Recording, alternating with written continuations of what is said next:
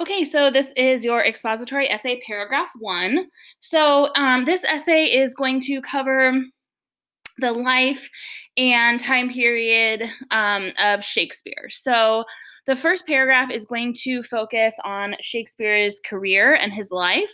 And so for each of these paragraphs, we've already provided you with the source that you need to use. So you don't have to do any research on your own. You're just reading the article that's been provided and then writing your paragraph off of that.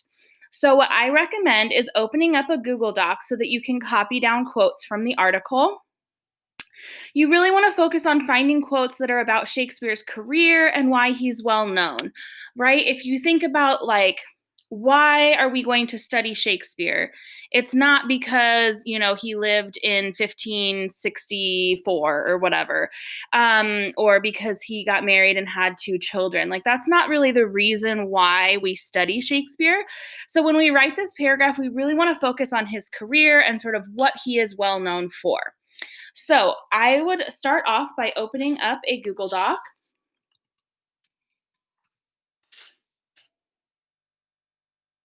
so that you can take notes and copy down quotes to use in your paragraph. So once you have that Google Doc open, then you can click on the link to the biography. And it's going to pull up here and you can start to read through it. So you want to find information that you think is important. So maybe I'm gonna, just as an example, I'm gonna copy that and paste it over into my Google Doc. I'm gonna put quotation marks around it so I know that it's a direct quote. Okay, and I'm just scanning. You would obviously want to read through, okay? But some of this information, about his life, right? Like his father became a successful merchant. Okay, I mean, that's interesting, but I'm James Shapiro. But is it necessarily the most important thing about him? Probably not. So you really want to think about maybe focusing more on his career, maybe just one sentence about his personal life or something like that. Let's see here. In 1582, he was 18 years old. Sorry, pause that video there. Okay, so you'll continue reading through. There's some stuff about his writing style, there's some stuff about his career as an actor. So you'll find quotes and you will copy and paste them into, like I said, this document. I'm just going to close out of that since it decides to keep playing. Copy them over so that you have them ready to use in your paragraph. Now, when it comes time to write your paragraph, you're going to use the Schaefer method to write a brief biography paragraph. You need to have a topic sentence that states the main idea. This is not a summary, so you don't have to include the author's name or the title of the article like you would for an article of the week. Then you're going to use a concrete detail. So that would be, let's say you've got 5 or 6 quotes that you've picked out. You want to pick the best one that goes with your main idea. And then use that. 2 commentary sentences that show your analysis or explanation or give more details. But remember that those commentary sentences need to be in your own words. They cannot be direct quotes from the article. And then a concluding sentence that restates your main idea. So this is the absolute minimum. You're welcome to include more than 1 concrete detail, but remember, every time you have a concrete detail, you need to have 2 commentary sentences directly after it so that it's layered, right? Concrete detail, 2 commentary, concrete detail, 2 commentary. You always want to have it layered like that. Like I mentioned, you really want to avoid trivial information and going into too many details of Shakespeare's personal life. A good rule of thumb is really don't include more than 1 sentence about his personal life because, again, that's not what makes him so interesting, right? If we were going to write a whole paper just about his life, then yes, maybe we would include things like that. But since this is just 1 paragraph about his life and his career, we really want to focus more on the career aspect and why he is so well known and why we are interested in him. You do need to color code your paragraph, okay, for it to be graded. And this is just worth 5 points right now. And it's going to be a complete or an incomplete grade. So if you don't have something here correct, I'm going to give you an incomplete. I'm going to leave a comment that explains what you need to fix, and then you'll have to resubmit it to get the 5 points.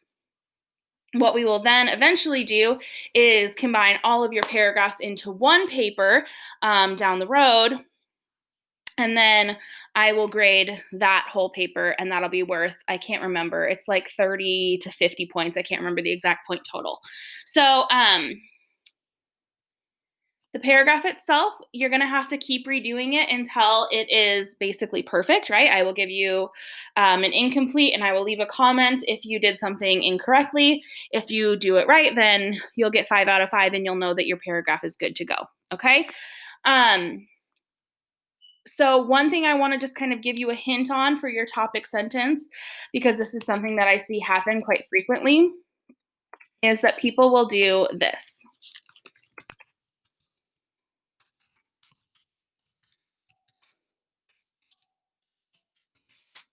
Okay, this is what they will put for their topic sentence. So I want you to think to yourself right now, is this a topic sentence?